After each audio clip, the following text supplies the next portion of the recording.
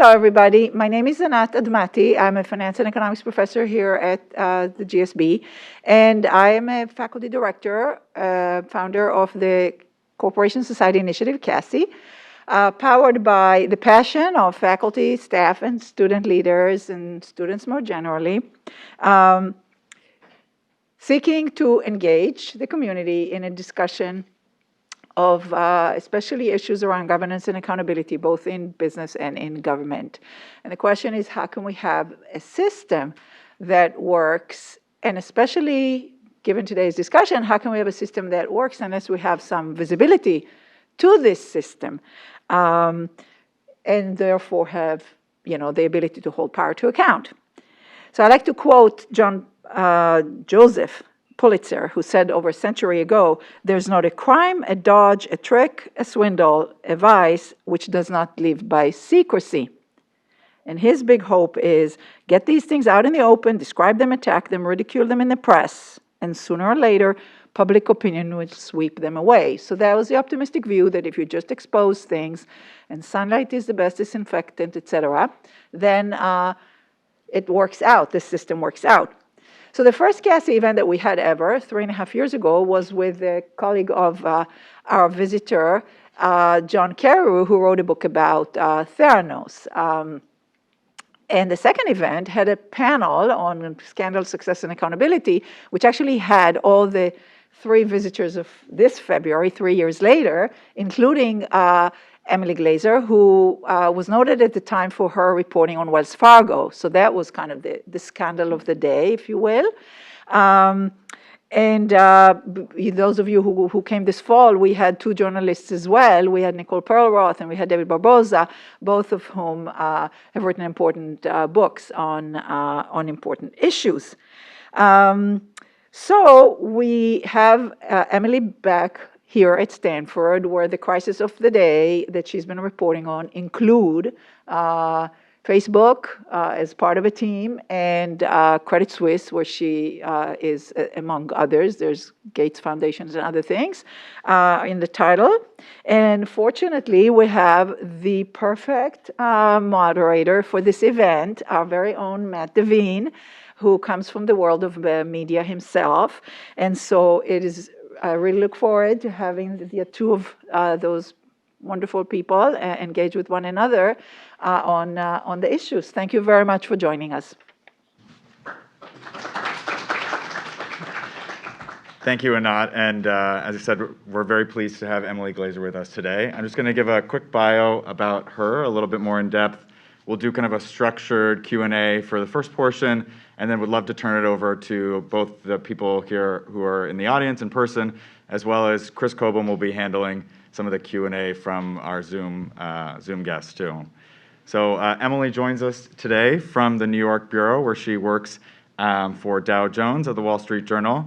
She is part of an 8-reporter team who led the exclusive Facebook files, whistleblower reporting. As Anat mentioned, she's also covering currently Credit Suisse, the Gates Foundation, and their succession planning. And earlier, Ms. Glazer wrote about JP Morgan Chase and Wells Fargo, and was featured in and consulted on Netflix's Dirty Money documentary series focusing on Wells Fargo. She's previously covered global bankruptcy and restructuring, consumer product companies like Procter & Gamble, and she graduated with honors from Medill School of Journalism at Northwestern University. So thank you for joining us, Emily.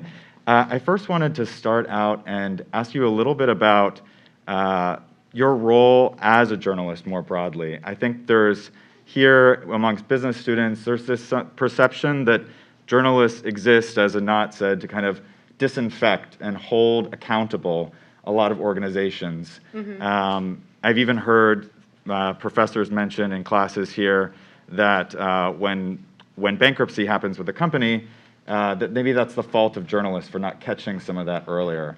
I would wonder if you could respond to that and how you view your role as a reporter in this broad and scandal of the day environment.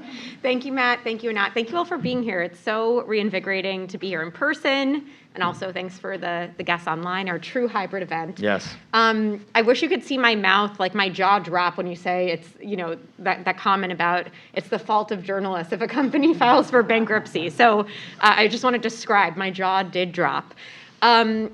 let me take a step back. First, there are a number of different types of journalists. And even in my career, I've pretty much grown up at the Wall Street Journal since 2008.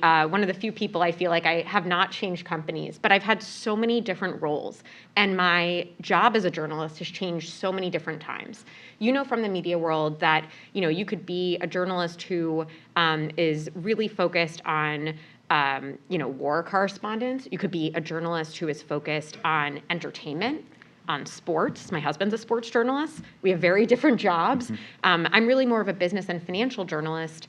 And in the beginning, a lot of that could be covering company X. Back in the day, I covered Procter & Gamble. And it was writing about what was happening at the company, new strategies, who was moving up, who was moving down, the whole industry, the whole consumer products industry. I became an expert in everything in your kitchen and bathroom. I knew more about diapers than I ever thought I would in my entire life, especially without having kids, and more about Crest toothpaste and Febreze. And that was a big part of the job. I was often meeting with executives. The PR team would set that up. I went out and I visited their factories. That's a big part of being a business journalist in many ways. Things started to change when an activist investor got involved. And that's where it gets a lot more sensitive, because oftentimes as a journalist, you're writing about things that the company does not want you to write about. And you might hear the word spin a lot. There are, vast communication departments within companies. Facebook has hundreds of people in their on their comms team. And there are external communications folks that might represent individuals. They could represent the board, specific board members. They could represent the company secretly. I mean, there's a whole cottage industry, as Anat has also taught in her class as well. And so that's in some ways a different type of journalism than what I was doing before, but it's really an extension. And so I know I'm giving a long answer to your question, but I think these days my role often is looking at companies and individuals that are in power and are going through crises, and sometimes I say moments of change because that doesn't sound as scary. And I'm really trying to find out what's not in the press release. And I'm talking to people often on an anonymous basis, and it's my sources, and I protect them with everything I've got. Like, that is the core of what I do. I love meeting and talking to people and learning new things. And a lot of it is meeting and talking to people and not writing an article and gathering information and just learning.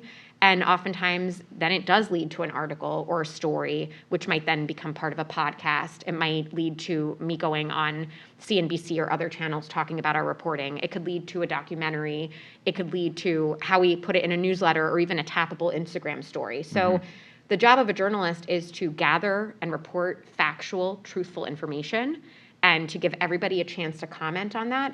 And these days, there's so many different platforms that it's not just writing that one story. Right. It's so many different things. So I'll pause there. No, I really appreciate that. And I'm curious, though, because as you say, there's so many different options for how to tell a story now. And there also are so many different companies. There's so much information out there. I wonder how you go about choosing the stories and the companies that you'd like to cover. Given that Facebook, yes, very much in the limelight. People talk about it all the time. But I would imagine there are a lot of, almost every company in the world has things that they don't necessarily want to uncover. Why do you choose kind of the companies you cover? And how do you think about the results of your work before you start writing or even during that process? That's a great question. So let me break it up into a few parts. These days, for the last year, I've been covering what we call, business leaders and corporate governance. So that, to me, means mostly large public company CEOs and board members. And the governance part is usually crises or moments of change. Now, it's really, I have what I would call a horizontal role. So in the past, I've been a beat reporter. I covered Wells Fargo and JP Morgan Chase. I was a banking beat reporter. I covered Procter & Gamble. I was a consumer products beat reporter. I lived and breathed and, everything about those companies and that industry. And I felt that it was my job to really know what was going on and go deep. Now I have this more horizontal role where I will kind of pop in and out of different situations, often work with the beat reporter. So a lot of my articles are, we say, co-byline, multiple bylines. I'm constantly working with my colleagues around the globe. This morning, messaging with people in London and New York and San Francisco. Sometimes it's like, I don't even know what time zone. We're just hoping someone's awake somewhere, somehow. But it is hard to figure out where do we weigh in? But it's not only, I don't only make that decision. I have an incredible editor, direct editor. My team has, we've got 3 editors. There are our page 1 editors. So if we're working on big projects, there's a whole team. We, of course, have senior editors, our editor-in-chief, managing editor. So it depends on what the topic is. I'll say with the Facebook files, there are a team of people, like you mentioned, 8 reporters, a couple of editors, Brad Regan, deputy tech editor in San Francisco, Jason Dean, the bureau chief in San Francisco, our page 1 editor and editors that were part of that, our editor-in-chief and managing editors. I mean, when you see an article or a project, there are so many people. Our podcast team, because we had a whole podcast aligned with it. So when we figure out what do we write and how do we spend our time, as someone who's no longer a beat reporter, I need to focus on the biggest companies, people that we care about, like money and power is what drives me. And I think as you all would attest to these days, and we hear a lot from employees and students and others, I want to feel that there's value and purpose in what I'm doing. I'm not going to spend like 24/7 obsessing over details if I'm not, like, if my heart is not in it. So that's part of it too, like what interests me. And I'm very interested in tech. From my time as a banking reporter, I will always have this sweet spot for very complicated financial stories, which is part of what drew me in with Credit Suisse. I also really love things that impact consumers, and it's like easier to understand. When I talk to my family or friends, like what I'm covering, it's fun to be able to say, like, oh, do you know Bill Gates, the billionaire? We're writing about that. That wasn't just some divorce of 2 billionaires. There's a lot more to unpack there. So I like to write about things that the average person can understand. And I also like to write about thorny, complicated issues. But it really has to excite me. And it also needs to be big enough that my editors will want me to spend time on it. Yeah. I want to push you a little bit on the kind of results journalism, or kind of like your interest, as you said. Because since the report for Facebook Files came out in September, just this week, Facebook reported their first decline in daily average users in the history of their company. They lost $250 billion in market cap this week.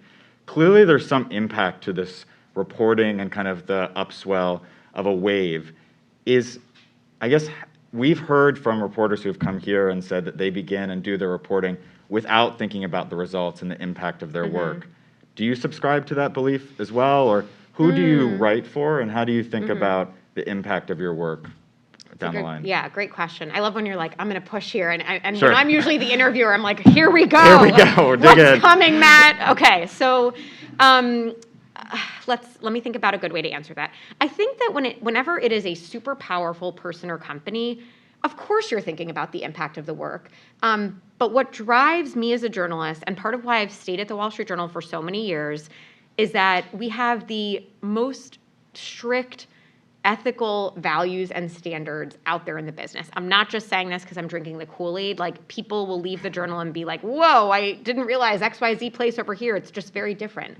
So I take very seriously that I work very hard to be objective and unbiased. Now, when we start reporting a big story or project, I think it would be irresponsible if we don't think about how it could impact different things and also plan for our coverage. So, for example, with the Facebook files, after covering Wells Fargo, I knew there could likely be a congressional hearing or hearings. I knew there could be regulatory investigation or investigations, as there are. I knew that anytime you deal with something with a whistleblower, things can get very complicated. There are also things you can't anticipate, but I wouldn't say there's a playbook for covering a big investigative project, but there are certain things that tend to happen.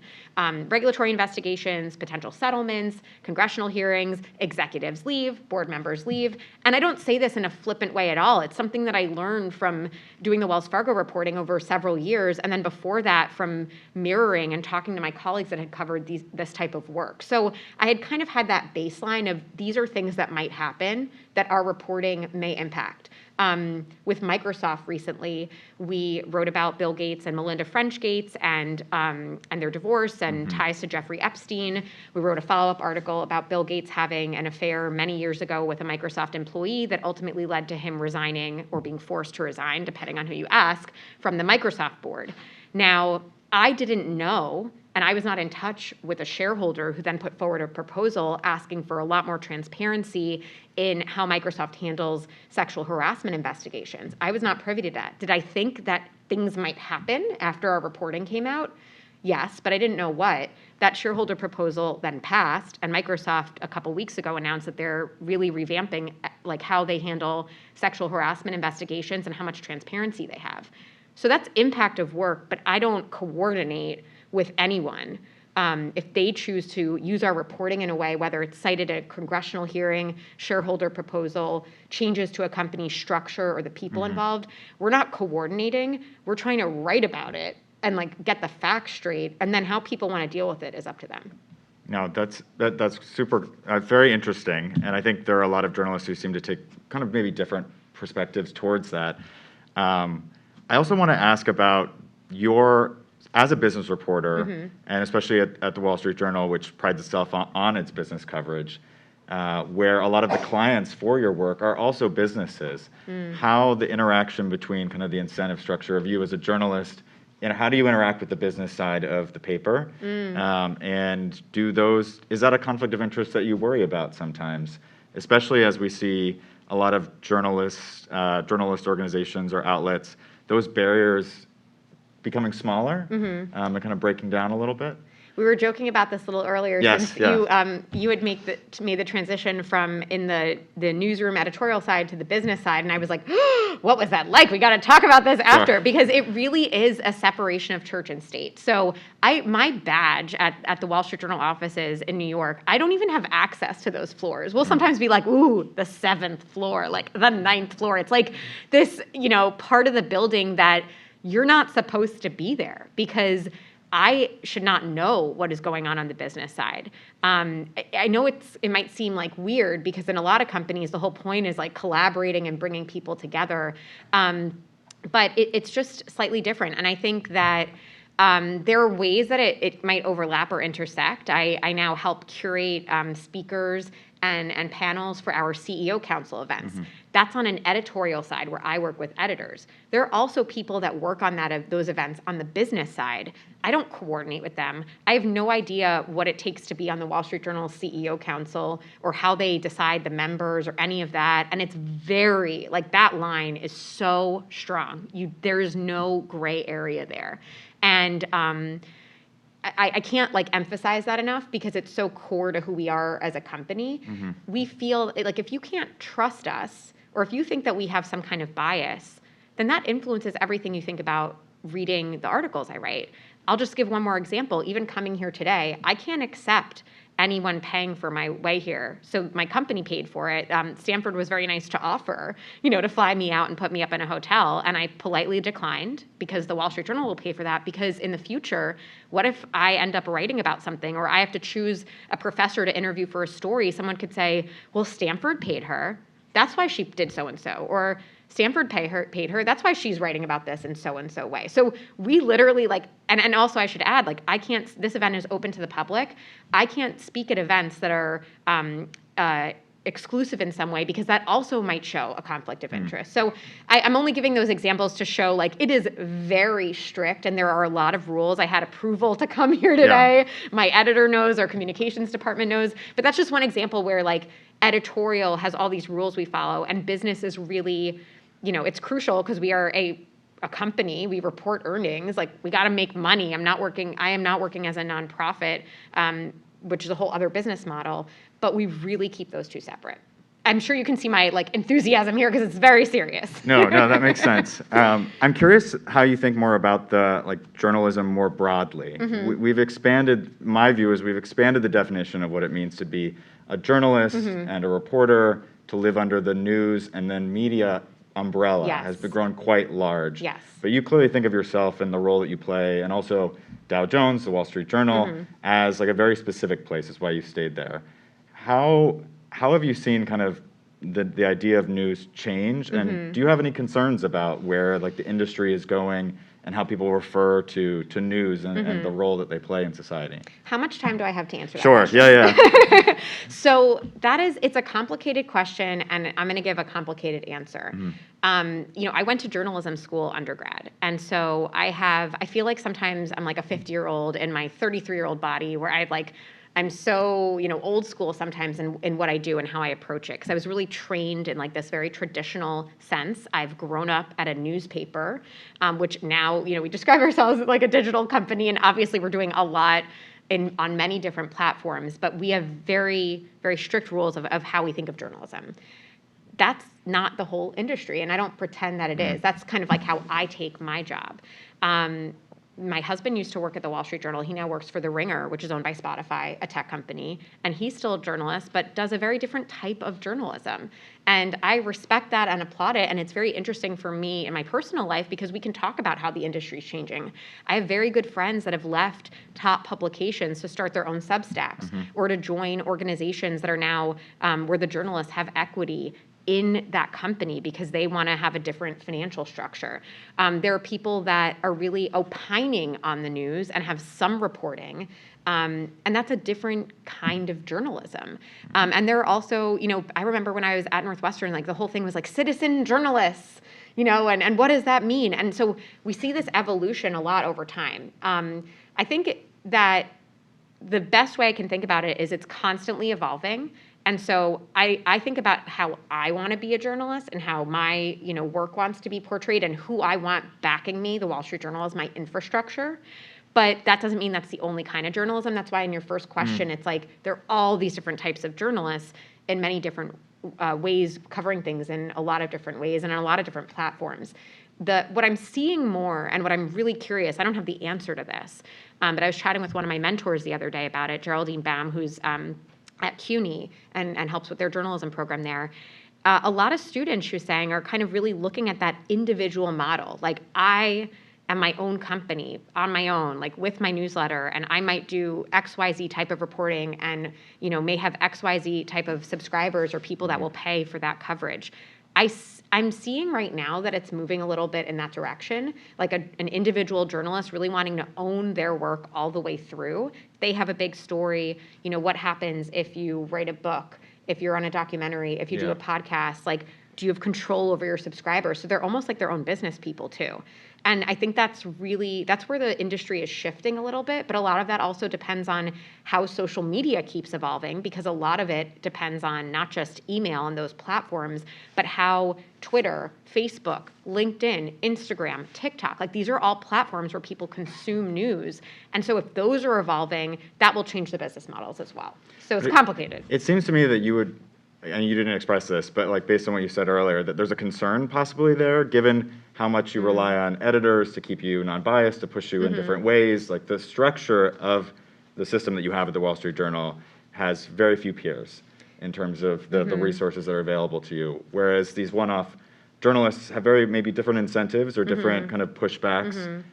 Is there a concern of where that's moving? Yeah, I don't know if concern's the best word. It's a great question. I think that I know what's best for me at this time in my life. I have been, people have threatened to sue me over my reporting. I've had, many different types of threats over the years, and I love that we have an incredible, strong legal team at the Wall Street Journal. Helpful. Like for the type of work that I do, it's hard to be a one-woman show. I was going to say one-man show, but no more. But I also think there are a lot of people who do other types of reporting where it really works. So I think it's kind of like my personal view on that, at where I am in this time and what options are available, where it's, very helpful to have our security, our legal, our editors. I should add, like on stories like the Facebook files, or like our Gates reporting, Credit Suisse, in some cases there could be 10 to 12 editors on a story. I was asked in a class yesterday, how do you stay unbiased? I work very hard to do that, but I'm also not the only person touching the story. We had instances where we were debating specific words down to like 5 seconds before they press the button to publish. And as the reporter, you're like, press the button, I don't want to lose the scoop, like go, go, go. But it helps to have different people saying, are we writing about the board here or board members? If you don't switch it, you might have a correction. And then the whole article does not have the impact that it has before. So I mention all that because with certain types of investigative reporting, it really is a team sport. And you need to have all those people saying, wait, does the headline look like this? Do we need to add this word? Oh, for the tweet, we look at the tweets. They will send out even the news alert email language. I review that. My editors review that. This isn't just someone being like, oh, here, let's get this to 10 words. Like, it is so specific, because to have an error in this business is horrible. And you do not want to lose the trust or have anyone think that your work is not 100% accurate. I'd love to switch gears now a little bit, and we were talking about this before. I found, as somebody who used to work in news as well, that amongst business professionals and business students, there's a certain excitement and fear of cultivating relationships with journalists, what they can do, how they work with them, and kind of an aura of mystery about that. I'm wondering what message you have for business students as well, and also business professionals, about how to engage with individual journalists, with media, and maybe the benefit / even just concerns or of working with someone like you. Let's focus on the benefit. Sure. And I'm so, like, anyone who wants to chat with me after, happy to give you my contact information. I feel really strongly about this. So it all depends on how you engage. I'm going to give a couple of examples. Please. Let's say that you graduate from Stanford, you're an executive at a company. There are a few ways this can happen. One is you might be deemed important enough that the communication folks want to start getting you in front of media. You might have some media training on talking points, what to talk about, what not to talk about, and pre-arranged meetings that are blessed by everybody and are kosher for you to meet with a journalist. I do those a lot, particularly when I was a beat reporter. I don't really do them as much right now, but I would go in, to JP Morgan or Wells Fargo's office, and like everyone knew I was coming, and the communications professionals, there could be like 1 to 5 of them in the room, depending on what company that you're working on. And we might have a conversation on the record, which means that it could be quoted after. It might be for a particular story, so that might mean that the turnaround could be quickly. It might be a getting to know you conversation, which we would often describe as on background or off the record, which are two very different things. On background means it could be a person familiar with the matter or anonymous, so it could still be used, but not, as me, Emily Glazer, just as a person familiar with the matter, or you can negotiate if it's like a company official or something like that. Off the record means, and again, this is the way we think of it at the Wall Street Journal, I would emphasize that you need to ask whoever you're talking to, how do you define off the record? How do you define background? Some people say deep background. So I'll go back. Off the record means I'm hearing all of this information, but I can't use it. I can't unknow it, which means I can go ask Matt, hey, did you hear about XYZ thing? Right. Can you confirm it on background or on the record? So there are all these gradations where I really emphasize, if you're thinking about it, empower yourself with knowledge. What does this publication or journalist think on background, deep background, or off the record means? Who's the communications person that's setting it up? Are you on the same page about what this conversation is and how long it's going to be and how it could be used? So that's like step one. Then there are situations where I might want to reach out to an executive. Maybe you get a LinkedIn message from me. A lot of journalists use LinkedIn a lot. I would emphasize most companies, you don't want to have your LinkedIn tied to your company mail because there's cybersecurity risks. So it's helpful for journalists because it could be tied to your personal email, and that might be a little less risky. I might reach out and say, hey, I'm covering XYZ thing. I'd love to speak with you on background anonymously, no names. And then you have to decide, is that worth it for me? There could be a risk where you're absolutely breaking company policy. But when I covered Wells Fargo, I often knew more information than the employees knew. Or I knew different pieces of information. So it can be really beneficial to you as an executive to engage with a journalist as long as the rules are clear on how you're engaging, that you feel like you can trust this person. So a big part of my job is establishing trust and not reporting or writing things right away, and feeling out what is this person willing to talk about? What can I share with this person that might be helpful for them so I'm not just wasting their time? There are things that I hear about companies or industries. I mean, people have gotten, promotions or done really well or figured out how to do, pose a project or a competitor, because they're talking to journalists and having another source of information. So a lot of folks we talk to view us as another part of their network that can be really helpful. So I say all those things because it's things for you to think about on how can you get something out of this. I also emphasize that we really talk to most of our sources on WhatsApp and Signal, encrypted phone apps, because there are always increasingly cybersecurity risks. You don't want to do this on a company device. So these are all things that a journalist, if they're good, they should be explaining it to you, but you as the executive should also be asking these questions. How would one communicate? Like right away, figure out on background, on the record, off the record. Then how do you want to communicate? What do you feel comfortable with? Would you ever meet in person? If you meet, I mean, I've met people on second floor cafes in the most random parts of XYZ spot because they didn't want anyone to see them with me. That's smart. I respect that. You don't want to meet at like the Starbucks on the ground floor of your company. Like that's going to raise alarm bells all over the place. So I say all this to empower you all with knowledge, not to seem scary, but to help demystify. There's so many benefits if you're talking to a journalist that can help you get a promotion, help you land a deal, help you, figure out what's going on with your competition. That can be really useful.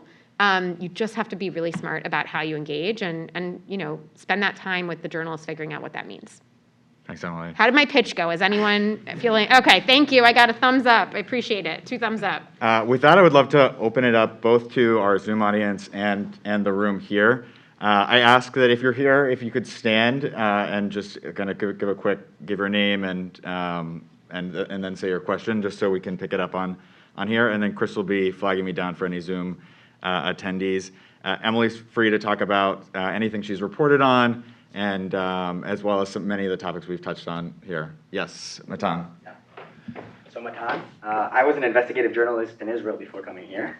And often when whoever we were covering got note of our stories, they would pressure us to alter our story, to even not air it. Mm-hmm. And I can't even imagine what that's like when dealing with an empire like Facebook. So I wanted to ask, 1, did you face such pressure as you or your sources? And 2, what did you do to deal with them when they arose? Thank you, Matan. I feel like kindred journalism spirits here, so I appreciate you asking that. So was Facebook happy about our coverage? No. In the beginning, you can see in our Facebook Files articles, there are executives quoted in the early stories, and there was engagement, and they were really trying to share their side of the story. As the coverage went on, and particularly after the article that my colleagues wrote about Instagram impacting teens' mental health, that was a major turning point.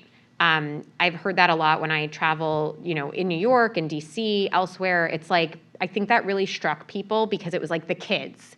How are the kids impacted? Like, especially parents, that really struck a chord. And then it really shifted with our coverage. In some of the articles that I wrote, there were no longer executives that were being quoted. There were not interviews that we did. In some cases, one of the articles we wrote, they were like refuting things on the record, and we still wrote it because we believed that, and we take that very seriously. If someone's going to go on the record, which we had in the anti-vaccine, it was the 5th story of our series that I worked on. There was on the record denial about a meeting that we reported officials had where someone said about Facebook, we built the machine, but we can't control the machine. And I think Facebook on the record said, like, I wish I remembered it. It was like, we are unaware of this meeting happening or that thing being said. And we were like, okay, well, we feel so strong with our reporting. We will continue to write that, but we will put in your denial. And that's something where I'm really proud of working at the Wall Street Journal. We're not going to pretend that they're saying this isn't true. That also happened with another story that we wrote right around the holidays, where it was another situation where we reported on a meeting of high-level officials, and I think they had something like, to our knowledge, like this meeting did not happen. So that's one example of pushback. I mean, certainly there are other times of pushback where I have been in situations. With Wells Fargo, we wrote about problems in their foreign exchange business. I think this was there were half a dozen businesses that we were just writing about, that retail, wealth management, investment banking. This was part of the investment bank. And I remember there was a lot of pushback. They really forcefully said, this is not true. And then a couple weeks later, they had, I think it was in their earnings, they had to actually disclose it was true. And as the journalist, I was like, yes. But we had very senior people involved, and we had their comment. I wish I remembered it, but it was it refuted it. Now, you can't write those kinds of stories unless you are bulletproof sure. Because if you put that out there and it's not true, you lose the trust and the credibility. And that is a gnarly correction. It is so rare. I've never had a situation where you just take down an article. Now, some publications in this evolving world of media Yeah. might do that. We don't do that. You don't take it down. Like you might see some like really bad corrections that might but that doesn't, I have never had that happen to me. I take that, I've had corrections before. I don't know if you've taught Matan, I'm sure in your, like, it sucks. It happens to the best of us. But when there's that kind of pressure, and oftentimes there could be the threat of legal action, which is why I work very closely with our legal department on a bunch of stories. We have a standards and ethics team that goes through our articles. Before we publish, our lawyers and our standards folks on sensitive stories will go through and look for legal liability, and we might change language a little bit to protect us should there be a lawsuit. Like there are so many degrees to which this happens. But I would just also say, as an example, Rupert Murdoch, who owns News Corp, which owns Dow Jones, which owns the Wall Street Journal, was a major investor in Theranos. And we broke that story wide open, and he lost a lot of money from that. So I'm really proud of where I work, and to that degree. Thanks, Emily. Yeah. Well, hi there, I'm Elliot. I'm a first-year MBA student. Thanks for being here. I want to pick up on the discussion you were having about journalists striking out from these legacy, large journalistic institutions, like Ben Smith leaving the Times to write for English-speaking people, who knows? But I think the thing I'm curious about is it seems like there's a lot of venture capital money in media right now, and yet we've also seen private equity hollow out a tremendous amount of media. Does that feel like a contradiction to you? And what do you think about some of your journalistic peers that are making the decision to take that money to them? That is such a good question at a business school. I love that. I mean, so first, it's interesting because there's a lot of venture capital money out right now, and there's a ton of private equity money. And at least from what this is not like my exact specialty, but when I chat with folks, it's like money is abound. They want to spend. And media is an industry that's obviously evolving and could have a lot of shakeup, and there's a lot of potential. Ben Smith was a top columnist at the New York Times. Before that, he ran BuzzFeed. He had this amazing weekly column that came out on Sundays that I and a lot of my peers would read, and he just always had the scoop. About the media, right? Yes, always about the media, the ins and outs, amazing. And yeah, he did strike out on his own with someone else, and there's a lot of curiosity around, like, what will that publication look like? I'm trying to think of a good way to answer your question. I mean, I think going back to like how the media is changing, I just don't totally know. I think that a lot of journalists, we're not the wealthiest, we're not the highest paid people. I don't do this for the money. I mean, I need to have a living, I need to get paid. But I remember when I was covering Wells at one point before everything really blew up, an executive was like, would you ever come work for me? Like, I really like your interpersonal skills, or like, stuff like that, or where it's like, could go into banking or could go, communications professionals can make a ton of money. A lot of journalists go and then work, we say like the dark side. It's not really dark, but go to comms. A lot of journalists, there's a pathway now where investigative journalists work for hedge funds and do research, and they can make a lot of money going that route. So there are a lot of different ways that people do research, reporting, storytelling. I think you could broadly say like content. And, hats off to the folks that are more open to risk. I'm clearly more risk averse, to that, that might want to strike out on their own. And there are people who have equity, in these companies, and there's a lot of potential money to be made. But I think also there's a lot of inherent risk, because if you have a problem, if you get sued, if your reporting isn't good enough, like what if you strike out on your own and your sources don't want to talk to you? Like I know I, as Emily Glazer, have certain, cachet with my sources. I'm also Emily Glazer with the Wall Street Journal, and there's something to that. When I was Emily Glazer with the Austin American-Statesman, I didn't get as many calls back. I loved the Austin American-Statesman. I was a fellow there. It was amazing. I'm just saying, sometimes it's also about where you work, but, and also the individual and the reporting that you do. So I know that's a little bit of a non-answer to your question. I think there's a lot of interest and excitement. And for people that are willing to take that step and they feel like their sources will go with them, that their storytelling will go with them, and they have enough to prove, it works a lot. It's not the right thing for me right now, but I am certainly following. I mean, I went to journalism school. I have friends that are lawyers, that are executives, that are in comms, that have struck out on their own, that work for legacy, large media organizations. Everyone kind of follows each other, and then we also report on it. It's so, it's very odd, because we also then write about what everybody is doing. So a little bit of a non-answer, but I appreciate that question, and I'll keep thinking about it. Yeah, Lambert. Hi, I'm Lambert. I'm a PhD student, and my research interest right now is on corporate activism. So I think like after the Black Lives Matter movement, like almost half of, if not like most of like Fortune 500 companies are issuing like this public statements.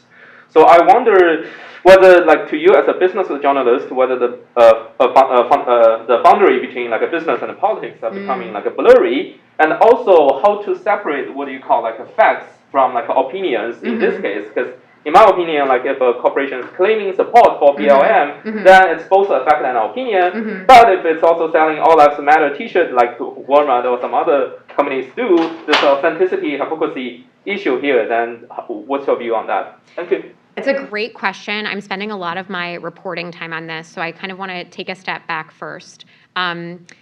What it means to be a CEO and what it means to be an executive at a company has changed dramatically over the past several years. Prior to the Trump administration, when we look back on this, and I've written a number of articles on these topics, and I really enjoy like researching and writing about them.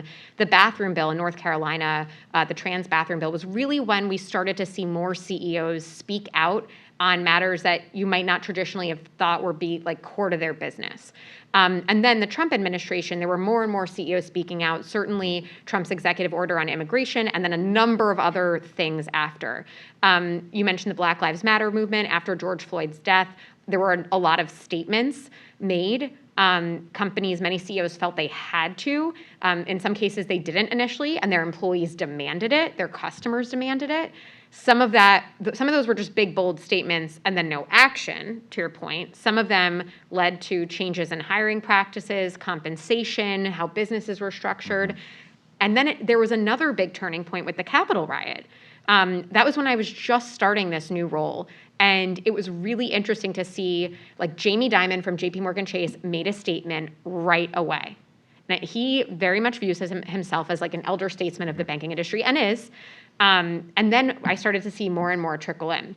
Steve Schwartzman, who's the head of Blackstone, initially did not make a statement. He was a very big Trump supporter. Days later, he made a statement. And you could really see like the timing of when CEOs, I think we had like a big Excel doc at one point, and we were putting it all out there. And then it was also about political contributions for the, I think 147, am I getting that right? Yeah. Politicians that did not want to confirm the results of the election. And you start to see which companies were putting out statements about how they were contributing politically. Now, some of that are big statements at the time, you know, to your question, and then we're already seeing the donations come back. So a really exciting and fun part of journalism is, okay, you said this, and I'm reporting on them saying that. I'm not doing anything secretive. I'm really looking for like on the record stuff, going back to our initial question.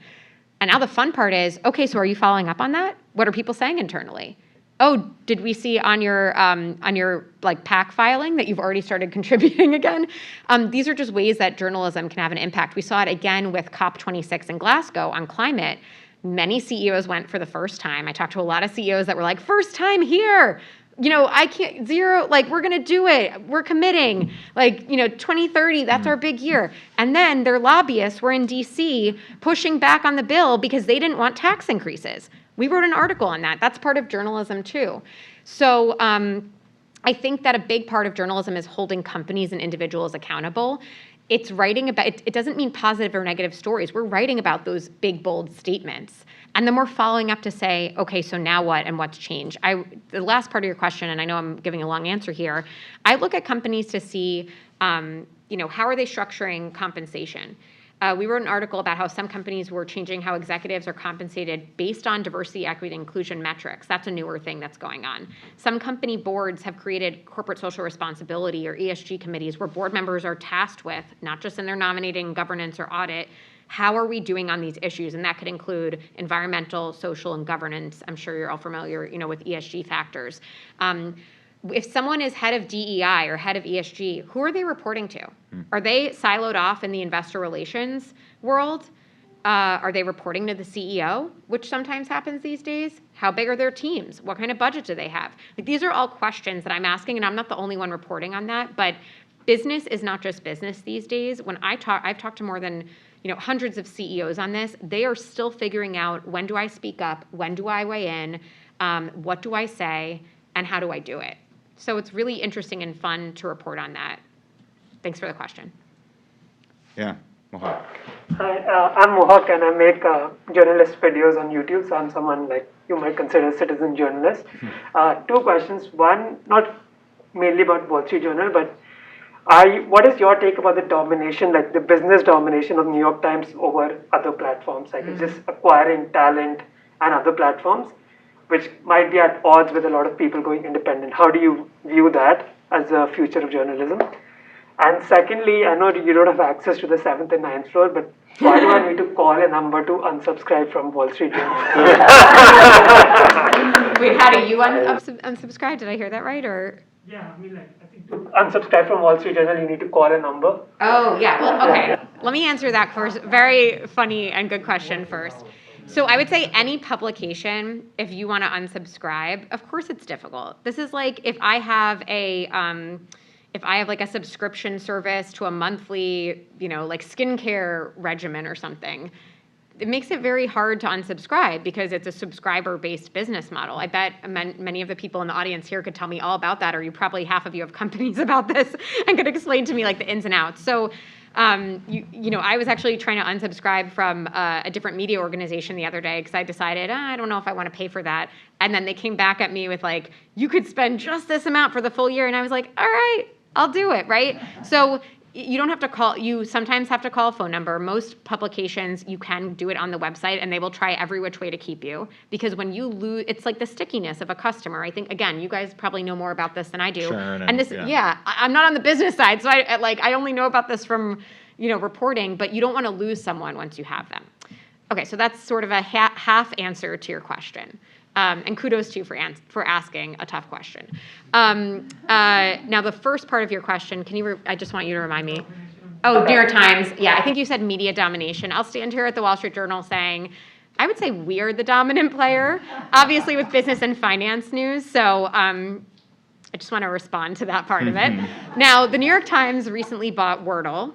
I don't know how many Wordle fans are out here. And there's that big question of like, what does that mean, right? They have a huge crossword business. So I'm answering this as a journalist that observes the media industry, but not as someone who actively covers it. So I just want to like put that out there because I really am not the expert on this. I feel like you probably would know a lot more about this, Matt. Yeah. Please weigh in. So the Wall Street Journal, we've been doing a number of acquisitions as well on very business and financial focused publications. I get emails as an employee of the company that will say, oh, we just acquired XYZ, or like our risk and compliance journal is a growing part of our business. I only know that because it'll like be in an email that we get highlights from earnings. I'm not telling any non-public information here. The New York Times has their own media strategy. I don't know what that is. But theirs tends to be more broad consumer focus, whereas the Wall Street Journal, like the core of our reporting is business, finance, economics. And so I think that media companies, especially during the pandemic, have had a strong rise in readership. Again, these are like public stats that you could find anywhere. And media companies are growing, and they're making acquisitions because they have more money and more readership to do that.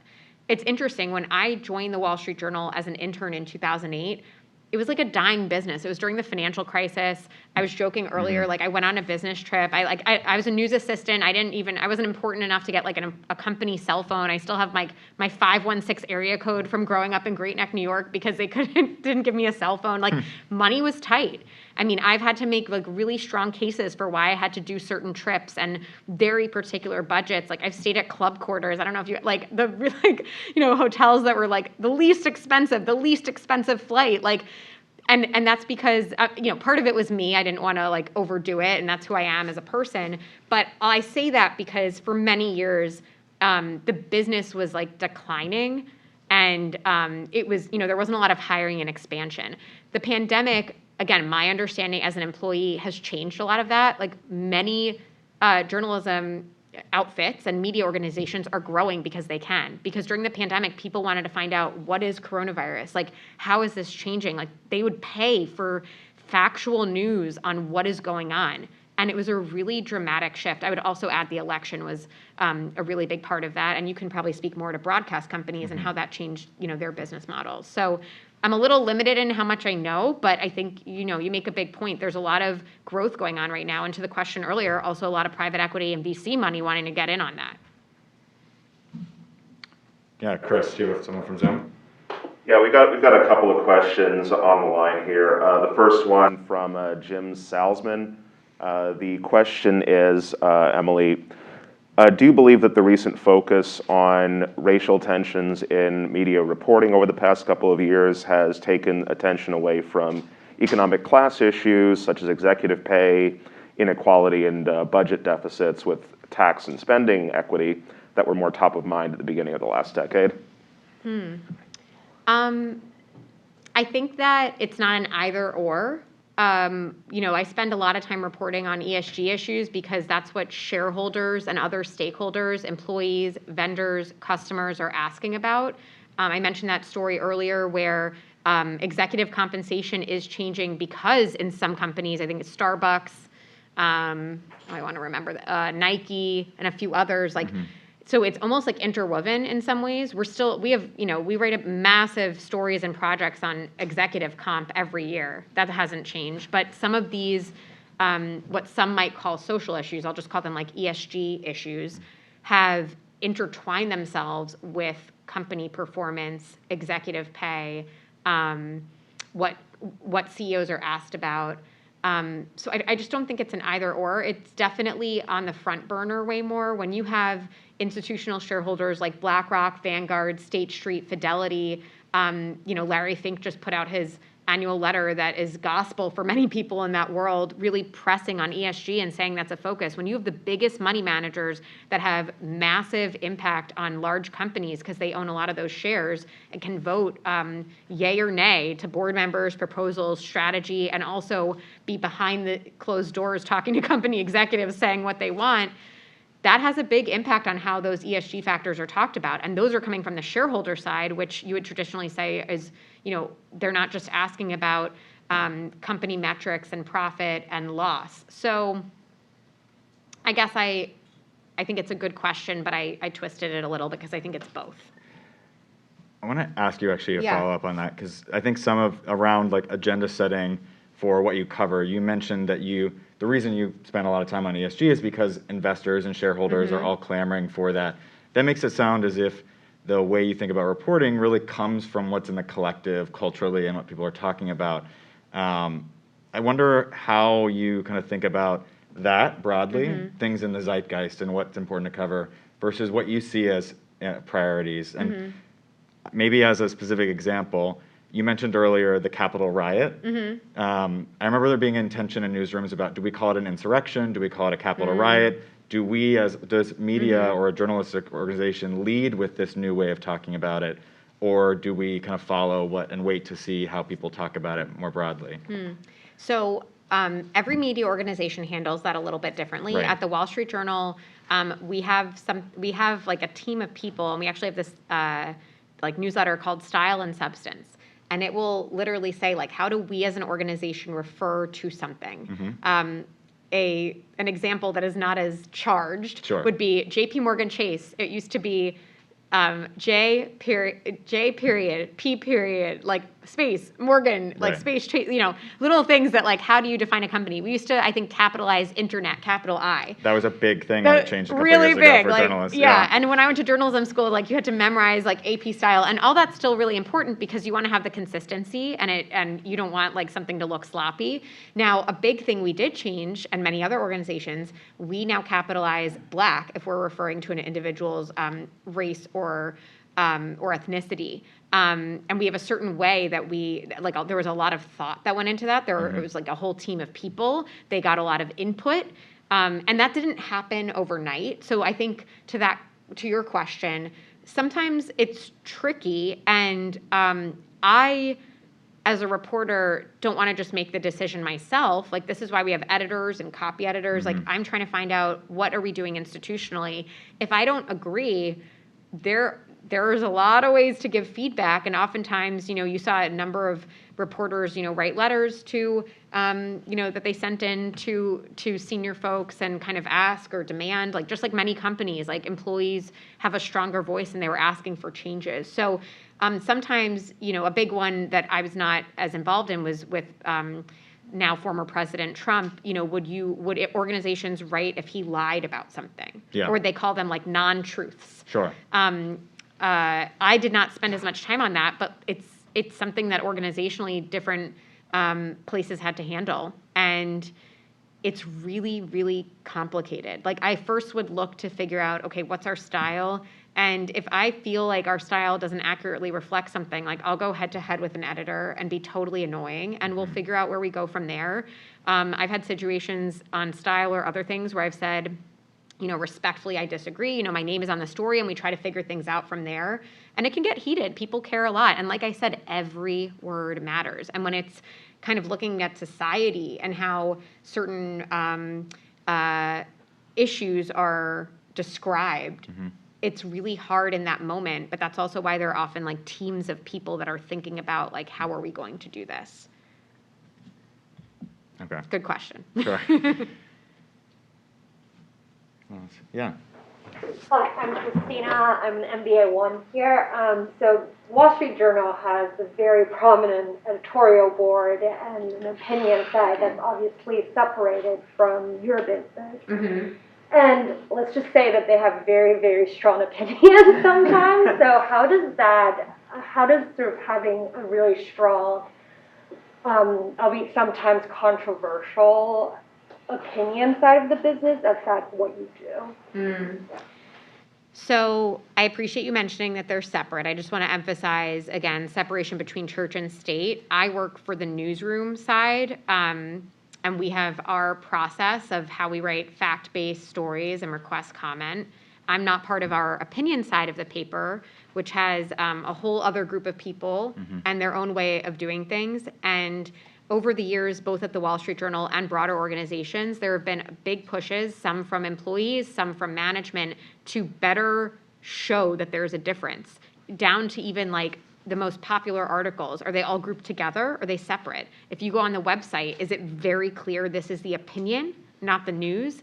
I'm involved with the News Literacy Project because I feel really strongly about how confusing it is for a lot of people. In that case, it's students, but really the general public. It's hard to figure out, especially if you're finding your news on social media, like what the difference is. I don't necessarily agree or disagree with what they write, and I wouldn't say publicly either, because the whole point is that I'm a non-biased journalist. When I covered tech, money, and politics, the Wall Street Journal is the #1 trusted organization by a lot of places. We really try to be down the middle, and you'll see these days in media, there's a lot more moving to the extremes. That's unfortunate, I think, because if you're trying to find unbiased factual news, if you're only going to a place with an echo chamber that agrees with you that might have a certain slant, that might not help you be the most informed. And I would just add that we had a particular set of articles that I worked on with someone in our media and marketing team, my colleague Keith Hagee, who's extremely wonderful journalist and part of our Facebook files. We were writing about how in politics, more money is going to nonprofit news organizations that are specifically slanted to serve up articles that go to the left or the right. It's happening on both sides of the aisle, but they don't say outwardly that they're backed by political dollars. So empower yourselves in what you're reading and try to figure out, is this coming from a certain, political side, or is this place, more left or more right? And do they have a really clear separation between those two sides so you can get unbiased news? Or if you want to have that slant, that's fine too. Just know about it in advance. Great. I think we have time for one more question if there is one. Yes. Hi, my name is Sergey. I'm Sloan Fellow of 21. If you would have unlimited time, unlimited resources, unlimited agenda, what is the story you would work on in this division?